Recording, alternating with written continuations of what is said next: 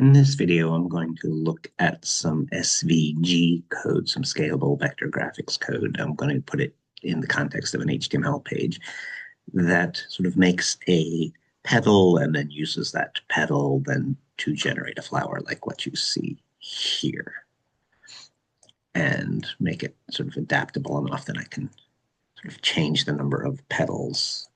Okay. So here's the basic geometry I'm going to be using. I'm going to create a path that is a line, an arc, and then another line. Okay. And then I wanted this transition between the line and the arc to be smooth. So I wanted the line to be tangent to the circle of the arc. And so I set up this little geometry here where I have the circle, I have the line, which is tangent, then the radius and the tangent line meet at a right angle. So I have a right triangle here. This angle is sort of, I don't know, half the angle of the petal, called it phi. And if this distance from the origin to the tangent point is L, and the circle radius is r, then they are related by the tangent of that angle because the r is the opposite and the L is the adjacent. And this thing along here is the hypotenuse because the right angle is up here at the edge of the circle. So that's the geometry I'll be using. Okay, so now it just leaves. So I have some style, defining the width and height of my style based on some style parameter, which I called the half size. So these images are going to be 600 by 600. They're going to be centered on the page. I wrote myself some comment to remind myself if I wanted to save this SVG as a separate thing, how to do it. Okay. And then here we go. I'm going to make my SVGs in JavaScript. So I just have an empty SVG, petal, SVG petal, and SVG petal 2, which are going to be these two different flowers. I'll say this one is more poppy-like, and this one's more daisy-like. Okay. And the big difference is going to be the color and the number of petals. Okay, so first for my sort of more poppy one, I'm going to have 5 petals. The M is that 300 size. I don't want the length to be that full 300 or my flower will be going off my page. So I've made it half of that. And then I want to go around 5 times, but remember that phi is sort of half the angle of the petal, so I'm going to divide pi rather than 2 pi. I'm dividing pi by that n, and I'm just console logging that out to see that that worked. Okay. I am making my view box. I'm adding my SVG and a view box attribute, which will be 4 numbers here, and M again is half the size. So I'm starting it at, it's an X, a Y, a width, and a height. So the width and the height were 2M, but I am starting it by default, it starts at 0, 0, but I'm starting it at sort of minus 300, minus 300. So then the origin is not the upper left-hand corner, but the origin is the center of the box, and that will be kind of useful for the math. Okay. All right, and that's more of like an internal thing. The internal coordinate system doesn't really affect where anything is on the HTML page that I'm viewing.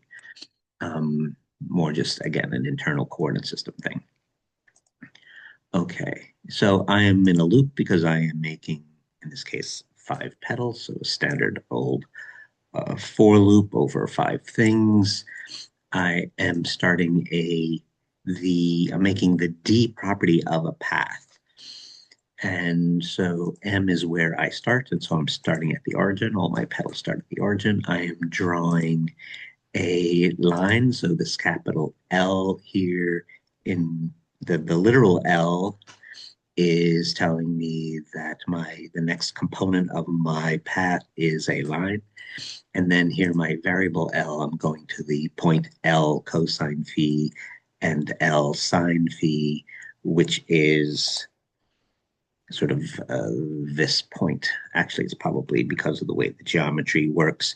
Uh, I'm used to the y being up, sort of vertically up or up, this being y positive, but usually y positive is this way in computer things.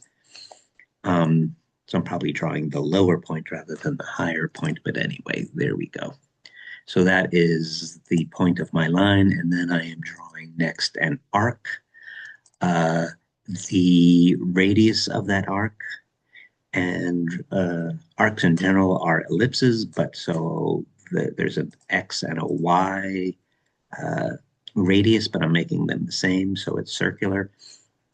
And if we remember in our picture, if I solve for R, it is L tangent of this phi. So there is the radius, L tangent phi, L tangent phi. Then I have this, this is the first parameter, has to do with the sort of rotation of my arc, but that doesn't matter because my arc is circular, so I can rotate it all I want. And then this one here is that I am drawing the sort of larger, so the arc of the circle. When I'm drawing an arc of the circle, do I want this sort of bigger arc or this smaller arc? And that's what this, so these two parameters are sort of telling me what I tell that I have a starting point, I have an ending point, but sort of exactly which arc am I drawing? So those are Booleans, zeros and ones, so there's sort of 4 possibilities. This is the one that I want, 1, 0. And then here's the ending point, again, cosine, L cosine phi and L sine of minus phi, so down to the negative angle. And again, this probably flipped. Okay, and then finally finish it off with a line that goes back to the origin 0, 0 and sort of cap it off. And then I'm making a path with that property D. I'm filling it in with dark red. That's sort of, I don't know, my pretend poppy color. I'm making a stroke of a different dark red with a stroke width of 2. And then I am forming a transform property. So I'm in a loop and I don't want all my petals to just lie on top of one another. So I am transforming them. And that's where this view box comes in handy, because a simple rotation is about the origin. And now my origin is the center of the box. This 0, 0 is the center of the box. And that is where I want these rotations to be about. That's the correct axis. And this rotate transformation works in degrees. Up here, I had to work in radian, so I was working with some fraction of pi, but now I'm working in rotate with some fraction of 360, and I'm multiplying by my counter I and dividing by n, and that takes me sort of fifths, angles of fifths around my circle, and add that path to my SVG. Those are my petals. Then I draw just a circle in the middle, sort of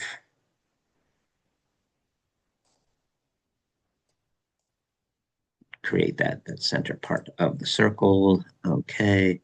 And then I just do the whole thing over. again, except I have more petals, 21 petals this time. I'm making the length of the petal a little bit longer.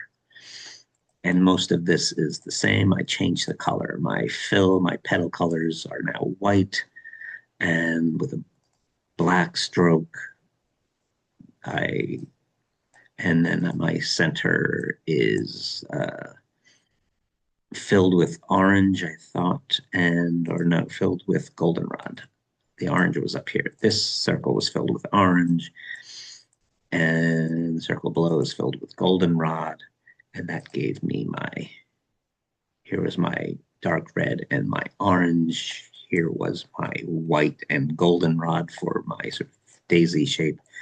But those two, other than changing colors and the number of petals, that was all effectively the same code. And that's it. That's what I wanted to show.